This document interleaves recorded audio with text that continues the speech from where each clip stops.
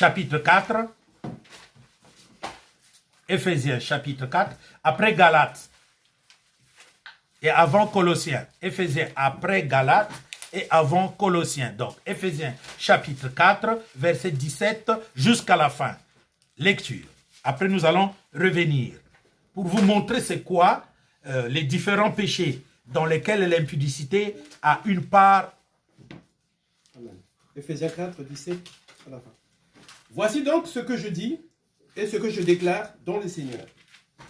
Vous ne devez plus marcher avec les païens qui marchent selon la vanité de leurs pensées. Ils ont l'intelligence obscurcie, ils sont étrangers à la vie de Dieu, à cause de l'ignorance qui est en eux, à cause de l'endurcissement de leur cœur. Ayant perdu tout sentiment, ils se sont livrés au dérèglement pour commettre toute espèce d'impureté jointe à la cupidité. Ayant perdu tout sentiment. Ils ont perdu quoi? Tout sentiment. Et qu'est-ce qu'ils sont devenus? Ils se sont livrés au dérèglement. Ils se sont livrés au dérèglement. C'est quoi le dérèglement? C'est le manque d'obéissance aux règles relationnelles. Donc le dérèglement, c'est de l'impudicité. C'est de la débauche. Écoutez-moi très bien. Que votre pasteur, que votre révérend, que votre docteur vous explique les choses à sa manière à lui, ça c'est l'enseignement de la parole de Dieu. Parce que quand ces choses étaient écrites, l'Esprit Saint marquait un sceau. Quand il parlait de dérèglement, eh bien, il parlait de manque de règles. Il ne parlait pas, il ne restreignait pas les choses. Continuons. Verset 20. Mais vous, ce n'est pas ainsi que vous avez appris Christ. Si du moins vous l'avez entendu, et si, conformément à la vérité qui est en Jésus, c'est en lui que vous avez été instruits à vous débrouiller. Par rapport à votre vie passée, du vieil homme qui se corrompt par les convoitises trompeuses, à être renouvelé dans l'esprit de votre intelligence, et à revêtir l'homme nouveau, créé selon Dieu, dans une justice et une sainteté que produit la vérité. Donc, vous êtes né de nouveau, vous venez de recevoir le Saint-Esprit. Maintenant, le Saint-Esprit va vous montrer vos péchés. Il va vous apprendre à les abandonner. Il va vous apprendre à les surpasser, à les délaisser et à renouveler votre intelligence. Pour que vous puissiez revêtir l'homme nouveau. Vous êtes né de nouveau. Cela ne fait que le commencement. C'est un appel pour chercher l'homme nouveau. Et l'homme nouveau, pour qu'il apparaisse, il faut qu'il y ait un renouvellement de l'intelligence. Votre intelligence doit se renouveler. En quelque sorte, pour mieux vous expliquer la chose, Jésus parlait de cela comme ceci. Il disait, un scribe instruit de la parole de l'évangile est comme une malle où l'on fasse sortir des bonnes choses et de mauvaises choses. Parce que le scribe, il est attaché à la tradition juive. Vous lui donnez l'instruction sur l'évangile. Qu'est-ce qui va arriver? Eh bien, la tradition va demeurer dans le cœur de ces scribes et l'évangile aussi va demeurer. Donc, il n'y aura pas de renouvellement de l'intelligence. Parce que c'est difficile qu'un scribe soit renouvelé. Car c'est difficile qu'il abandonne sa tradition qui tue la parole de Dieu.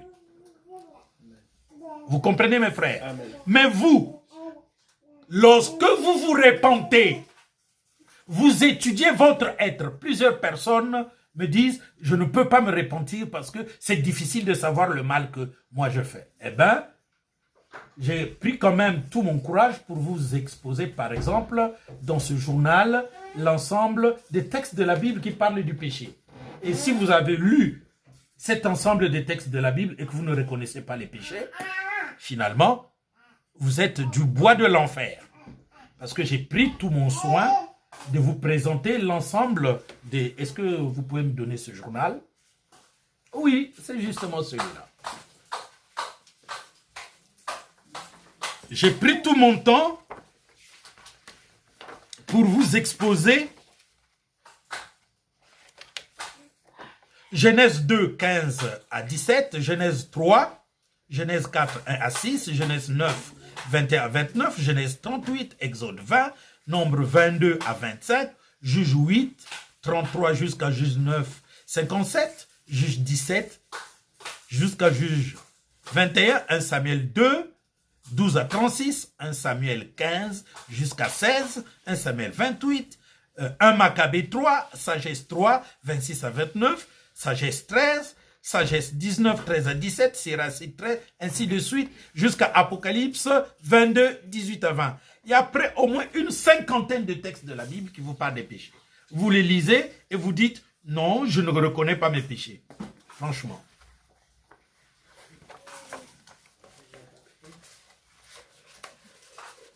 Tout est là. Bien. Continuons. Verset 25. C'est pourquoi, renoncez au mensonge et que chacun de vous parle selon la vérité à son prochain. Tout le problème d'un enfant de Dieu pour que tu ne marches plus dans l'impudicité, c'est de renoncer au mensonge.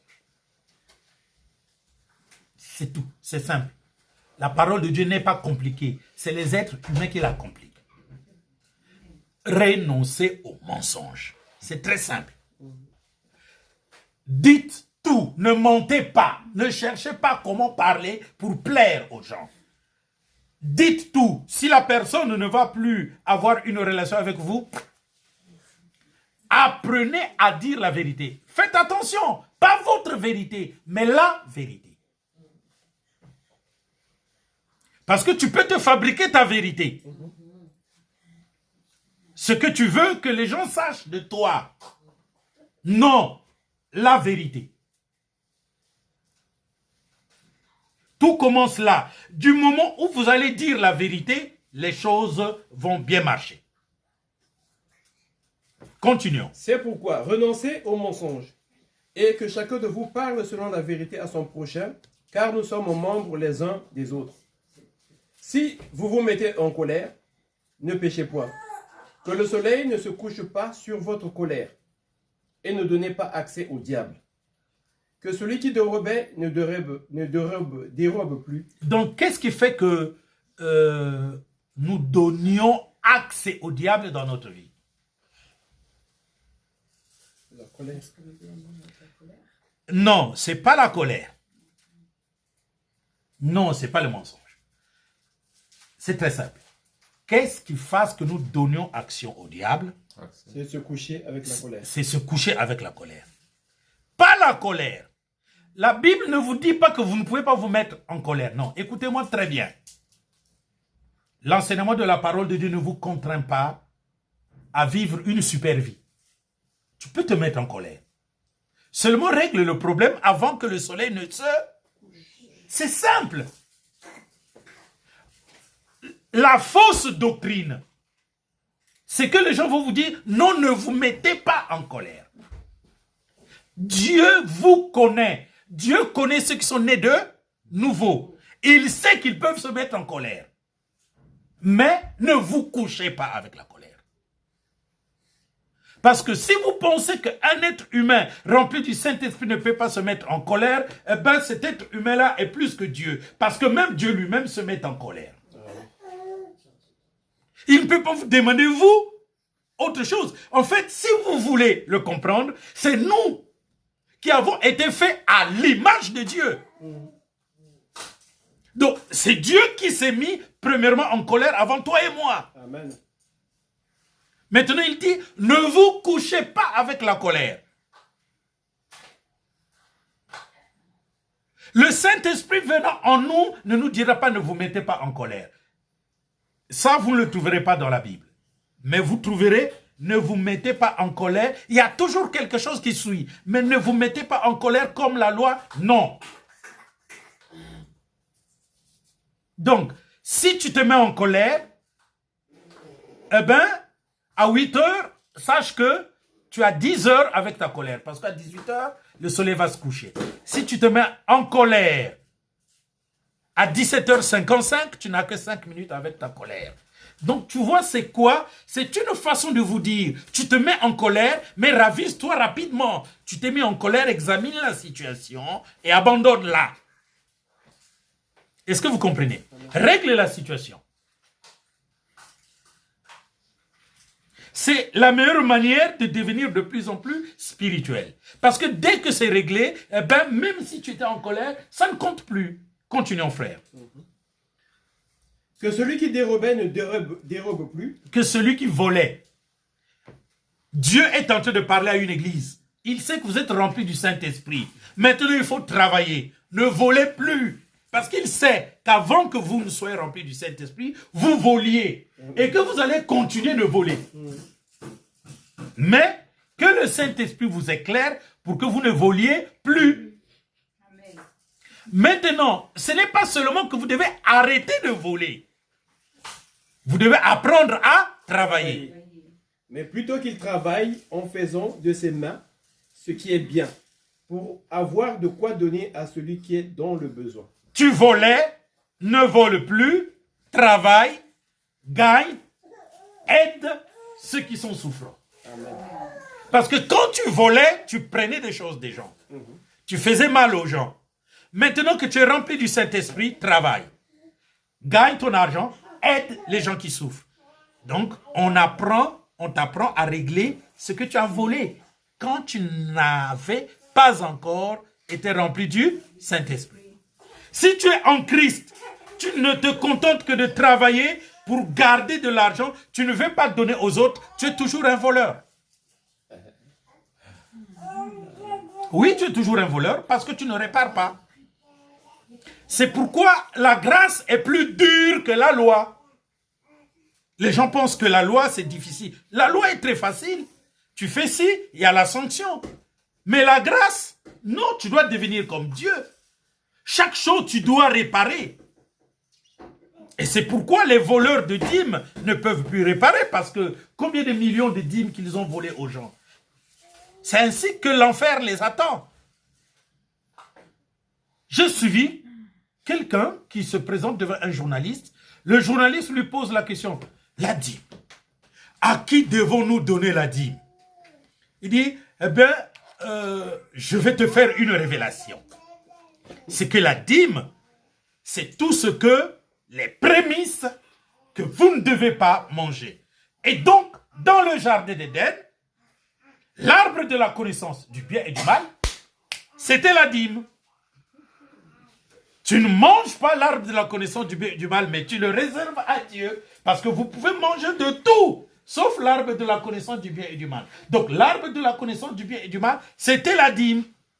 Et si vous le mangez, vous mourrez. Donc, quiconque ne donne pas sa dîme doit mourir. Wow. J'étais là.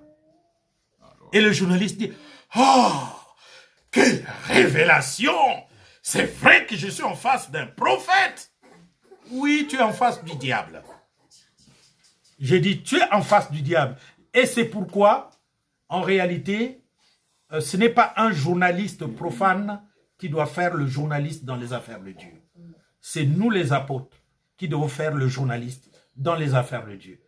Parce que seul un enseignant peut poser des questions aux gens sur la parole de Dieu. Regardez-moi ce monsieur. L'arbre de la connaissance du bien et du mal, c'est quoi? La dîme. Donc, l'arbre de vie, c'est quoi? Les offrandes. Mais parce que l'arbre de la connaissance du bien et du mal, c'est la dîme. Donc, l'arbre de la vie, c'est quoi? Eh bien, les offrandes. Or, toi et moi, nous savons que l'arbre de la vie, c'est Jésus. Mais donc, l'arbre de la connaissance du bien et du mal, c'est pas le contraire de Jésus? C'est le contraire de Jésus, mais lui dit, c'est la dîme. Donc, ce monsieur est tordu dans tous ses sens. Mais le journaliste crie, waouh, je suis en face d'un prophète. Quelle révélation! Continuons, mon frère. Verset 29. Qu'il ne sorte de votre bouche aucune parole mauvaise, mais s'il y a lieu, quelques bonnes paroles qui servent à l'édification et communiquent une grâce à ceux qui l'entendent. N'attristez pas le Saint-Esprit de Dieu, par lequel vous avez été scellés. Donc, vous pouvez attrister le Saint-Esprit. Pourtant, vous avez le Saint-Esprit, mais vous pouvez l'attrister. On vous dit de ne pas l'attrister. Continuons. Que toute amertume, toute animosité, toute colère, toute clameur, toute calomnie et toute espèce de méchanceté disparaissent du milieu de vous. Ici aussi, on a parlé de la colère, en disant que ça doit disparaître. Vous voyez. Continuons. Soyez bons les uns envers les autres, compatissants, vous pardonnant réciproquement, comme Dieu vous a pardonné en Christ. Amen. Bien, continuons. Je vous ai écrit dans ma lettre de ne pas avoir de relation avec les débauchés. Écoutez-moi très bien. Non d'une manière absolue. Mais parce que tout être humain est débauché. Ah oui, Si vous avez compris c'est quoi la débauche, nous le sommes tous. c'est vrai. Et si je vous dis de ne pas avoir part avec les débauchés, ah ben c'est bien normal que vous ayez conservé la lettre. Hein? Ah oui, parce que je vous dis de ne plus avoir de relation avec n'importe qui soit. Mais parce que tout le monde est débauché. Suivez-moi très bien. Non pas de manière absolue avec les débauchés de ce monde, ou avec les cupides et les ravisseurs, ou avec les idolâtres. Autrement, il vous faudrait sortir de ce Monde. et vous irez vivre. Oh. Dans une île. Mais dans une île, l'île est dans le monde. Tu vas vivre dans une île, mais il y aura une personne qui viendra y vivre. Parce que tu ne seras pas le seul d'aller vivre sur une île. Voilà.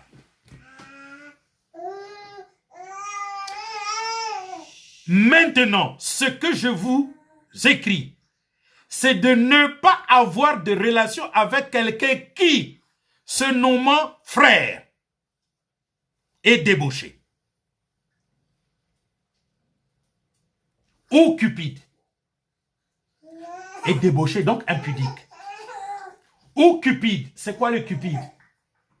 Un égoïste. Celui qui aime tellement l'argent et qui ne le partage pas. Ou cupide. Ou idolâtre. C'est quoi un idolâtre? Le plus souvent, quand on parle d'idolâtrie, on voit les catholiques. Mais moi, je vous enseigne qu'il y a plus idolâtre qu'un homme qui croit que son pasteur est un Dieu. Voilà ce qui est en train de tuer le monde entier.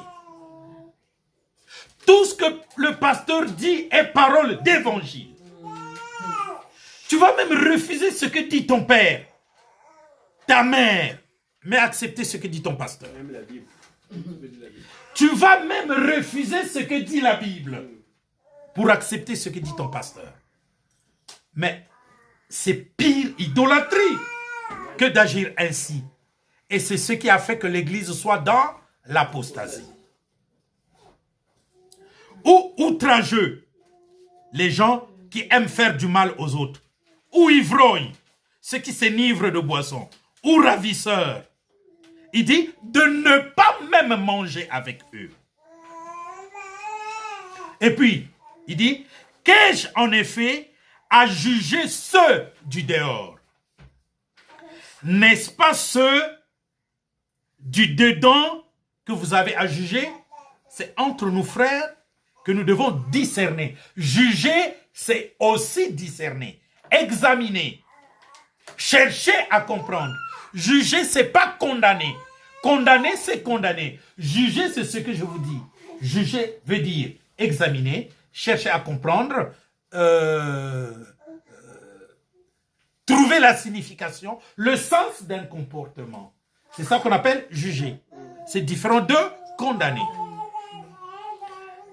Qu'ai-je En effet, à juger ceux du dehors, n'est-ce pas ceux du dedans que vous devez juger? Pour ceux du dehors, Dieu les juge. Mais vous, ôtez le milieu, ôtez du milieu de vous le méchant. C'est clair. Que Dieu vous bénisse. Donc je me résume par là. Tu ne sais pas qu'est-ce que tu lui as fait. Les circonstances ont voulu que vous vous rencontriez. Tu lui as parlé. Il se fout de toi. Eh bien, au nom du Seigneur Jésus-Christ, tu t'en fous de lui. Et tu ne te fais plus de soucis. Parce que si tu te fais du souci, tu es en train de te ronger par incrédulité. Tu te condamnes par incrédulité. Écoutez-moi très bien. Ne vous condamnez pas. Parce que si vous vous condamnez, c'est fini. Peut-être que vous allez penser, oui, je suis en Christ, mais si tu te condamnes, il y a des choses qu'il ne faut pas faire. Parce que tout ce que vous lierez sur terre sera lié dans les... Il est écrit, ne vous condamnez pas, car Dieu est plus grand que vous. Si tu te condamnes, eh bien c'est fini. Parce que Dieu devrait te condamner. Par tes paroles, tu seras justifié. Par tes paroles, tu seras condamné. Vous avez le choix. Soit de suivre la voie de la justice, soit de vous condamner. C'est pourquoi je vous ai dit clairement, il faut savoir aussi couper le cordon ombilical avec des personnes impies. Une personne qui n'aime pas pardonner les autres, franchement, vous en avez l'occasion, coupez ces liens-là. Bien, je passe à une autre question. J'ai une question aussi. Oui, frère. Aujourd'hui, le monde est troublé par cette tragédie qui est en train de frapper la Chine, la grippe appelée le coronavirus. Est-ce que c'est une maladie que je dirais qui est spirituelle et qui aura une conséquence dans les jours, les mois, les années à venir? Non, c'est une maladie comme n'importe quelle maladie. Il y a eu la grippe aviaire, il y a eu même de la peste qui a tué des centaines, des milliers de personnes en Espagne. Dans les temps passés, il n'y a pas eu de conséquences. La peste a tué, je crois, 3 millions en Espagne. Il y a des maladies qui ont décimé les Amérindiens. Mais ça n'a pas amené la fin du monde. Donc, cette maladie n'est pas spirituelle. En fait, les maladies spirituelles, c'est quoi? C'est quand une personne vit dans le péché et ne se répand pas. C'est une maladie spirituelle. Mais toute maladie qu'il y a dans le corps humain, c'est une maladie. La maladie spirituelle, c'est le manque de nouvelle naissance ou la mort spirituelle. C'est cela qu'on appelle les maladies spirituelles. Mais le coronavirus, il y en aura encore qui viendront, frère. Le sida est venu. Qu'est-ce qui n'a pas été dit sur le sida? N'est-ce pas? Voilà. Quelle fable n'a-t-on pas entendu? Aujourd'hui, on a maîtrisé le sida. Il y a des gens qui l'ont, qui guérissent même, où le sida devient inoffensif. Moi, je pense que si vous voulez qu'on parle des maladies un peu, on parlerait du paludisme qui ne cesse de tuer les gens. Vous voyez? Donc, il y a les maladies, laissez les maladies à leur place, aucune relation avec la parole prophétique de Dieu. Parce que les maladies qui vont tuer les gens de la parole prophétique, nous les attendons dans la période appelée la grande tribulation. Nous entrons dans la grande tribulation. Là, nous savons que Dieu est en train d'apporter un certain nombre de jugements pour décimer les hommes. Là, c'est Dieu qui va décimer les hommes par certaines maladies. Par exemple, voilà des maladies spirituelles. Mais celles que nous sommes en train de vivre, c'est rien, ça n'a aucune conséquence sur la vie de tous les jours. Moi, j'ai une question, frère. Oui. Je voudrais qu'on puisse revenir sur Ésaïe chapitre 20, en rapport avec le signal pour démontrer l'appel qui est fait sur l'Afrique. C'est-à-dire l'Égypte, dans Ésaïe, c'est marqué Égypte. Pour marquer le départ, en fait. Pour marquer quoi? Donc, Ésaïe chapitre 20. Tu as fait une discussion avec le frère que j'avais amené la dernière fois quand tu avais rendez-vous. Et tu as parlé que le début, pour qu'on puisse comprendre le temps dans lequel nous sommes, il faut faire la lecture de Ésaïe chapitre 20. Oui. C'est ça? Oui. Et que c'est en rapport avec l'Éthiopie. Oui. En rapport avec cet événement qui avait marqué le monde où on avait des Éthiopiens qui étaient photographiés. Non, les Éthiopiens ont vécu une période de grande souffrance dans les années 80-90. N'est-ce pas? Oui. Alors, voilà comment, le plus simplement possible, je vais vous expliquer ce qu'il s'est passé en cette période-là. Les choses que Dieu fait sont des choses merveilleuses et le Seigneur nous les présente avec une précision extraordinaire. Est-ce que vous êtes tenté de me comprendre? Oui. Faites la lecture de Ésaïe chapitre 20.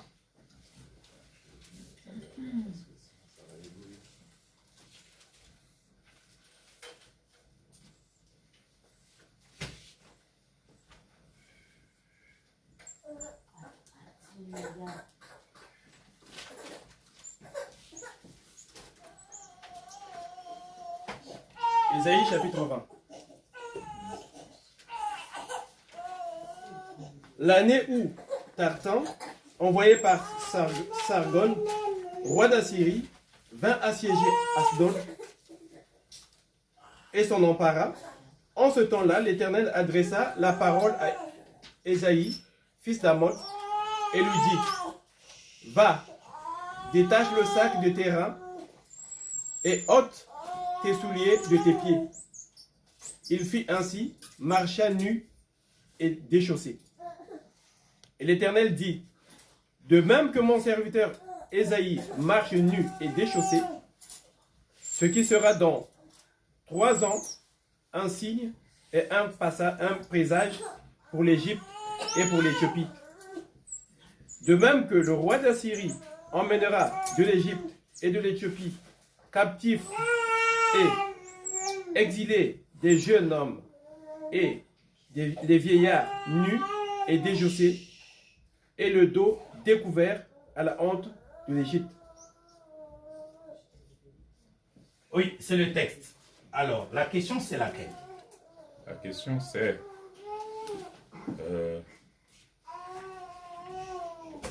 justement il y a un discernement à avoir sur cette chose qui est dans l'histoire maintenant que nous connaissons, puisque tu l'as dit tout à l'heure, dans les années 80, eh bien, nous avons vu que l'Éthiopie, tel que c'est spécifié dans la parole, a été frappée par, comment dirais-je, c'était juste réexpliquer en fait comment comprendre cette actualité. D'accord.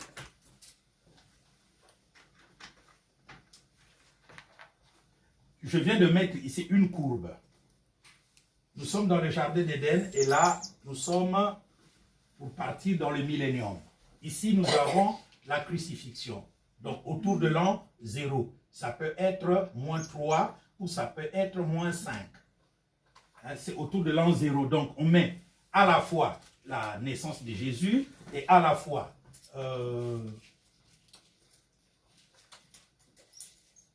-30, la crucifixion. Donc, on englobe tout ici. On met l'an 0 en englobant et la naissance de Jésus et la crucifixion. Parce que c'est un rapport. Vous comprenez?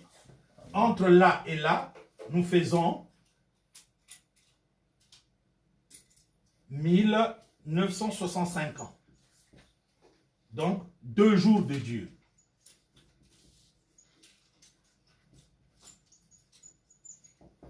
D'après le psaume 90, verset 4, d'après 2 Pierre, chapitre 3, verset 8, un jour de Dieu est égal à 1000 ans. 1000 ans. Donc, depuis l'an 0 à 1965, c'est environ 2 jours, n'est-ce pas? C'est ça. Environ, n'est-ce pas? Parce que ça ne va pas être 2000 ans correct. C'est 2000 ans environ. Donc, nous avons ici la période dite de l'Église. Or, à quel moment le prophète Ésaïe a prophétisé? 800 ans avant Jésus. On va vous donner exactement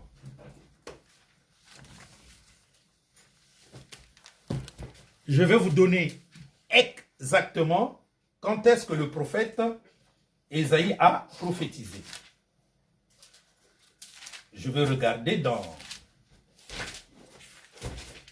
dans un calendrier. Le prophète Ésaïe a prophétisé de 740 à 681. Donc nous allons mettre ici 740 à 681. Vous voyez, 740, 739, on descend parce que le jardin d'Éden c'est 4000 avant Jésus-Christ ou bien moins 4000. Vous comprenez? Amen. Donc, on descend pour arriver à 0. Et dès qu'on arrive à 0, on monte pour arriver à 1965. Donc, il nous est dit clairement que le prophète Ésaïe a prophétisé durant combien d'années? 600, presque 40 ans. Combien d'années? 60 ans. 60 ans. Quand vous êtes à 740 et que vous redescendez pour arriver à 700, ça fait combien? 40 ans. Vous êtes à 700 pour arriver à 81, 20 ans. Donc, 60 ans. S'il a prophétisé de 740, donc nous sommes dans le 8e siècle, à 681 dans le 7e siècle. Donc, environ, il a prophétisé au 8e siècle ou au 7e siècle. Donc, environ 800 ans avant ou 700 ans avant. Est-ce que vous êtes en train de comprendre? Amen. Que dit le texte de la Bible? Le texte. De même que je reprends le texte. De même que mon serviteur a prophétisé nu. J'ai dit bien comment? Nu. Et déchaussé. Donc Dieu lui a dit, enlève tous tes habits. Il a enlevé tous ses habits. Ah, vous êtes tenté de vous regarder avec des gros yeux. Eh bien, c'est comme ça avec les prophètes. Enlève aussi les chaussures. C'est comme ça. Vous ne comprenez pas. Vous, peut-être, c'est de la pudeur, mais pour Dieu, ce n'est pas de la pudeur. C'est de l'enseignement. Donc, il dit à son prophète, va enlever tous tes habits et déchausse-toi et marche nu dans les rues de la ville, que les gens voient. Donc, le prophète s'en va, il marche nu, et les gens sont en train de voir. Il est en Israël. Hein? Et puis, il va dire quoi? Allons-y. Et l'Éternel dit, de même que mon serviteur Ésaïe marche nu et déchaussé, ce qui sera dans 3 ans un signe et un présage pour l'Égypte. Ce qui sera dans 3 ans. Donc, dans une période de 3 ans, un signe et un présage. Dans 3 ans. Donc, si vous voulez bien savoir, si par exemple il a dit ça en 740, est-ce qu'il parlait que ça arriverait en 737? Non.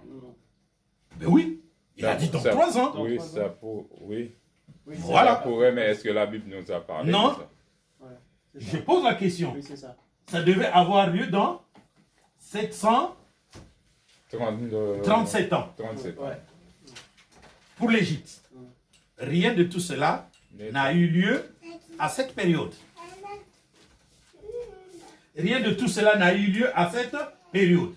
Cependant, autour de 1980 à 1990, Nous avons eu l'Éthiopie, je crois bien, la deuxième nation la plus peuplée au monde africain. Au monde africain. C'est juste? oui. Parce que l'Éthiopie, je crois que c'est la deuxième nation la plus peuplée d'Afrique. La première nation étant Nigeria. le Nigeria. Je crois que la seconde, c'est l'Éthiopie. Parce que l'Éthiopie, c'est 101 millions d'habitants. Donc, la deuxième nation. En cette période, on a vu la nudité de l'Éthiopie. La maladie. Des enfants maigrichots, affamés, souffrants. Ça a marqué l'histoire de notre humanité. Et donc, Dieu était en train de parler de 3 ans de 1000 ans. millénaire. Oui. Donc, pour que l'Égypte commence à être considérée comme étant pleinement l'Afrique, il fallait attendre ce signe-là. D'accord. Donc, à partir de ce moment, 1980 et 1990, entre en action Ésaïe chapitre 18 à 20. C'est un bloc. Normalement, quand ça, Ésaïe l'a écrit, c'était dans un seul bloc. Parce que Ésaïe 18, Ésaïe 19 et Ésaïe 20 vont de pair. On a chapitré, c'est vrai, mais c'est un bloc. Ça dit la même chose. Et alors donc, écoutez-moi très bien. Il y a entre le 8e siècle et le 7e siècle et l'an 0, environ 1000 ans. Il y a entre l'an 0 à 1980 environ 2000 ans. C'est ce qui veut dire dans 3 ans. Donc, l'acte qui vient de s'accomplir entre 740 à 681 sera dans 3 ans de millénaire. C'est une autre notion de calcul de temps. Dans 3 ans de millénaire, ça sera un signe. C'est aujourd'hui qu'on peut le comprendre comme ça, à partir du moment où l'action s'est réalisée. Oui, c'est aujourd'hui qu'on le comprend à partir du moment où l'action s'est réalisée. D'accord. Mais lui aussi il le savait, parce qu'il était prophète. Paul aussi savait, parce qu'il était prophète. Ok. Aujourd'hui, quiconque ne peut pas le savoir, c'est tout simplement parce qu'il n'est pas prophète. Il n'a pas l'expérience. Parce que dans le Saint-Esprit, il y a toute la connaissance. Ok. Amen. Amen. C'est ainsi que ce qui s'est passé dans le passé et ce qui viendra dans le futur, nous pouvons parfaitement le connaître. La Bible dit, dans Amos chapitre 3, 3 à 10, l'Éternel ne fait rien sans avoir dit son secret à ses serviteurs, les prophètes. C'est pour ça que je suis prophète. C'est pour ça que je ne suis pas aimé. Parce qu'aucun prophète n'a jamais été aimé du tout. Que ce soit Adam, que ce soit Abel, que ce soit Abraham, les prophètes n'ont jamais été aimés du tout. Le Seigneur Jésus a dit, y a-t-il un prophète qui le soit dans sa propre maison? Le fait que je montre ces choses de la sorte, il y a des gens qui sont fâchés. Ils auraient voulu que ce soit eux qui les disent. Malheureusement, ce n'est pas à eux de les dire. Non. Parce qu'ils n'ont pas capté. Dieu ne les a pas appelés pour comprendre les choses ainsi. Donc ici, nous avons une autre unité de mesure du temps. On appelle ça... Attends, je prends la photo. On appelle ça les unités de mesure de temps prophétique. Il y a plusieurs unités de mesure de temps prophétique. C'est-à-dire, je vais mettre ça au tableau, les unités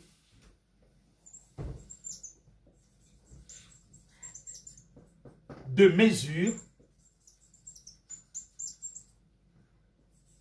du temps prophétique.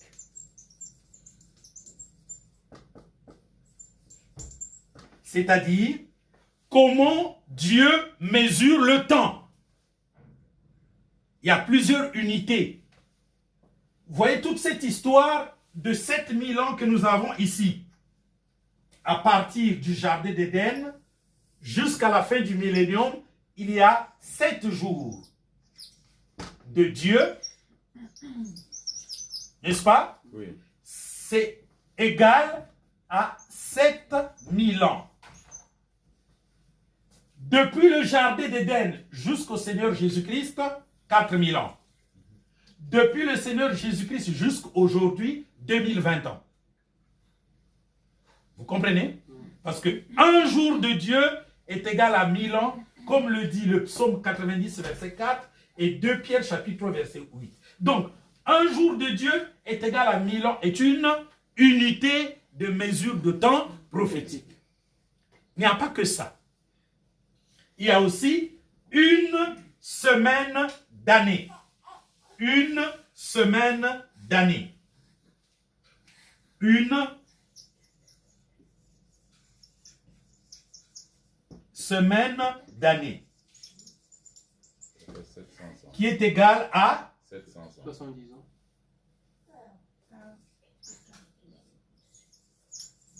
7 ans. Une semaine d'année. 7 jours d'année. 7 ans. Une semaine. La semaine a combien de jours? 7. Donc une semaine d'année. 7 jours d'année. C'est égal à 7 ans. C'est pourquoi le Seigneur, du moment où on a commencé à reconstruire les fossés, les chaussées, les murs du temple de Jérusalem, jusqu'à ce oint qui sera retranché, il devait y avoir, d'après Daniel, chapitre 9, 70 ans. Qui équivalent à combien? À 10 semaines. 70 ans. Qui équivalent à combien? 7 semaines d'année. 70 ans. 80 ans. 7 fois 7. 7 fois 7. 42. 42. Vous ajoutez 7 fois 7. 49. Vous ajoutez 0. Et vous mettez 1. 490 ans. C'est ça. Si vous savez quand est-ce qu'on a commencé à reconstruire les murs et les fossés, vous allez calculer une année de 360 jours. C'est tombé pile poil avec l'entrante où un oint a été retranché. Ça, c'est ce qu'on appelle la doctrine de... Du temps prophétique. La doctrine Du temps prophétique. de la 70e semaine de Daniel. La doctrine de la 70e semaine année de Daniel. Référence, allez lire dans le retour du Seigneur des Seigneurs et du Roi des Rois. Donc même si on ne faisait pas un enseignement spécial sur la 70e semaine de Daniel, dont on parle dans Daniel, chapitre 9, eh ben, cette 70e semaine de Daniel, elle est ainsi marquée. Ici la crucifixion, ici 69 ans,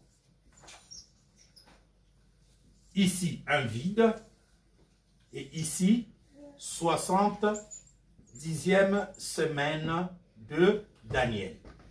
Divisé en deux, qui nous fait 7 ans, de 3,6 ans chacun. Ou 42 mois, ou 1260 jours. Vous retrouvez ça si vous avez lu ce livre, vous savez de quoi je suis en train de parler. Parce que je peux vous montrer là où j'ai parlé des 70 ans. Page 25. Page 25.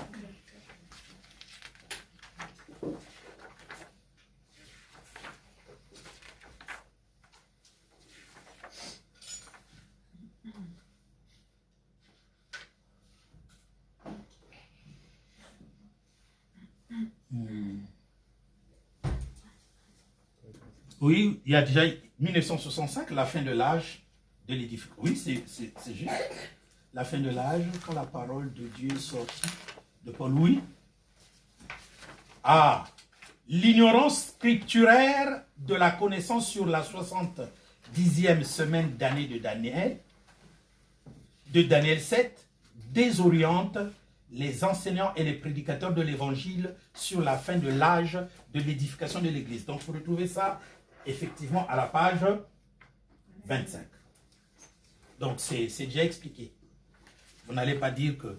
Voilà. Et donc, ça, c'est une unité de mesure du temps prophétique. Il y a aussi 40 ans De génération. pour l'esclavage de l'Égypte.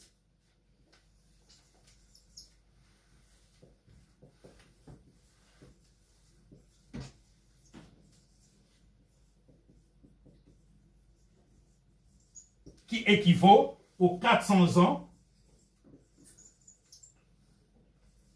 de l'esclavage Africaine. de l'Afrique. Ce qui est écrit dans Ézéchiel, chapitre 29, versets 12 à 19. C'est là où le Seigneur a dit qu'après 40 ans, je ramènerai mon peuple à Paphos. D'accord. Et ils composeront un faible royaume. Donc, d'après Dieu, c'est un faible royaume qu'il faut composer et non un grand royaume. Pas les États-Unis d'Afrique, mais 5 États fédéraux en Afrique. Donc, c'est la parole prophétique qui montre ces choses. Amen. Amen. Bien. Une autre question. J'espère que vous avez compris pourquoi c'est à partir de 1980-90 que la parole prophétique sur l'Afrique devait entrer en action. Parce que c'était dans 3 jours.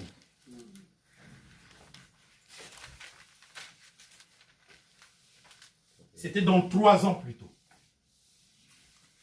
Mais il y a aussi, oui, je vais vous aider à comprendre ça, une autre unité de temps. Lecture, Osée 6, 1 à 3.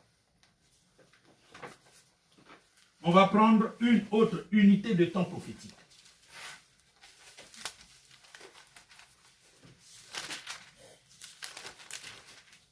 Donc, il y a une année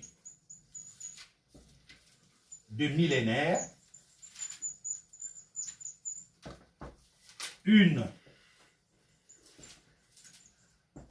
semaine d'année, il y a 40 ans de décennie,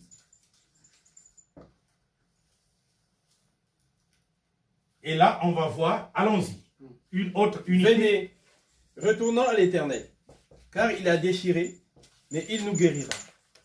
Il a frappé, mais il bandera nos plaies. Il nous rendra la vie dans 2 jours. Ah!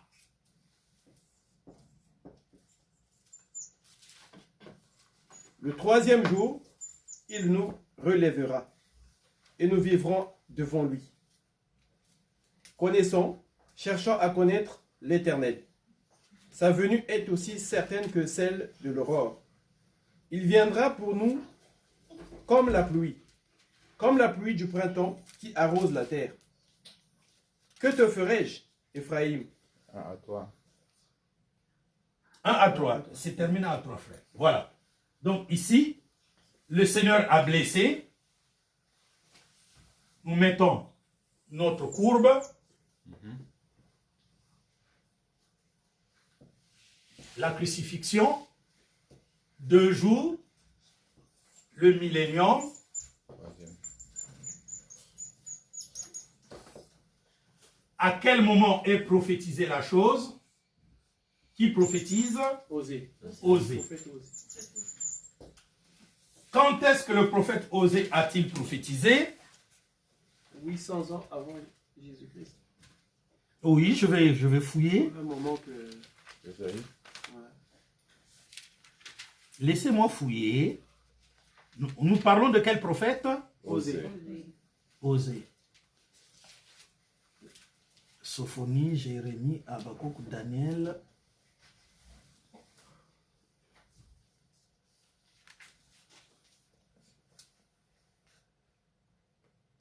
Le prophète Osée.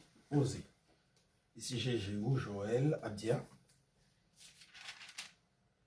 Michée, Ésaïe, Naoum, Sophonie, Jérémie, Hulda, Habakkuk, Daniel, Après, c'est Osée. Ézéchiel. Après Daniel, c'est Osée. Après quoi? Après Daniel, normalement, c'est Osée. Non, frère. Ça, c'est dans la Bible, Oui, selon- mais pas dans la chronologie. Osée. Il a prophétisé. Non, ça, c'est le roi Osée, frère. Ah, c'est vrai. Le roi Osée. Ah, c'est un prophète d'Israël. Donc, je dois le regarder ici. Achija, Tébim, Élie, Élisée, Jonas. Petit problème. Osée, il a prophétisé en 735 à 717. Osée. 735 à 717. Donc, Osée a prophétisé au 8e siècle. Avant Jésus-Christ.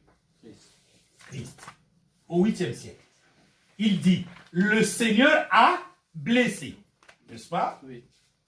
Mais il bandera nos plaies dans 2 jours. 2 jours. Le 3e jour, il se réconcilia avec nous.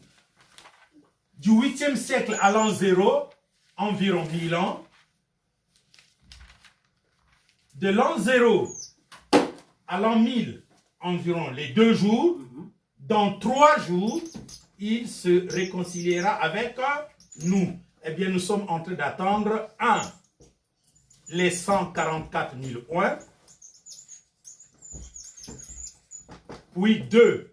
Nous sommes en train d'attendre le reste fidèle d'Israël, qu'on appelle l'Israël repentant. Et 3. Le retour de l'Israël repentant en Israël et effusion de l'Esprit Saint.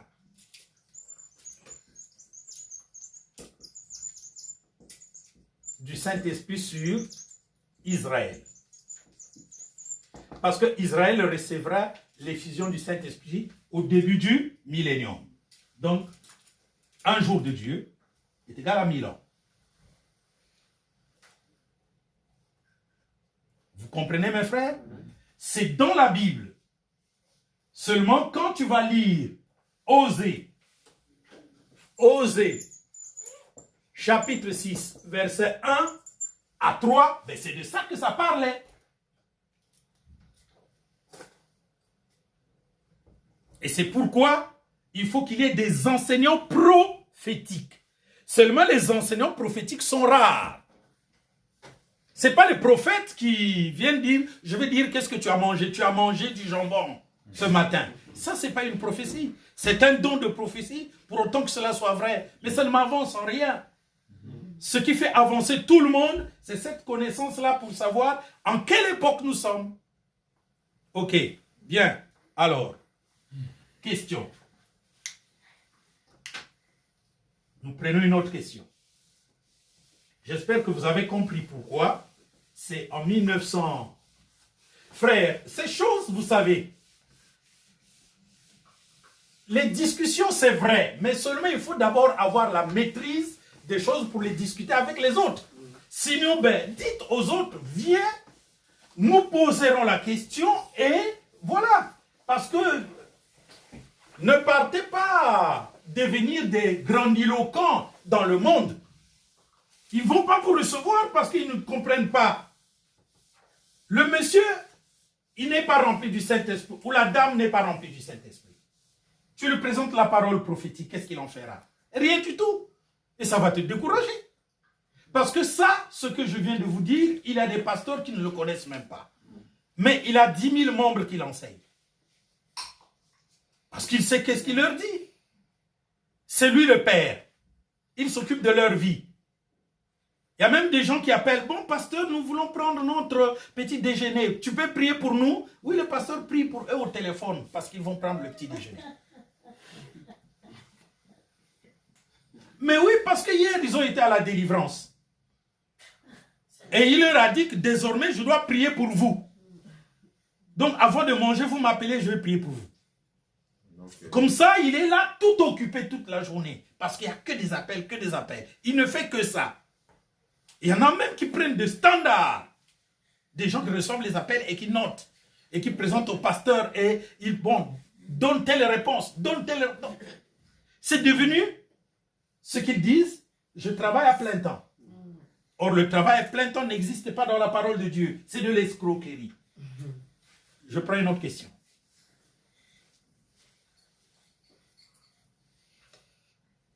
Une autre question. Posez n'importe quelle question.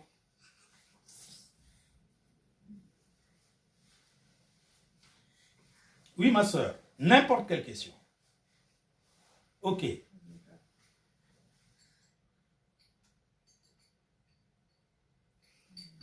Quand le Seigneur Jésus nous demande de prier sans cesse, est-ce que c'est continuellement tout le temps ou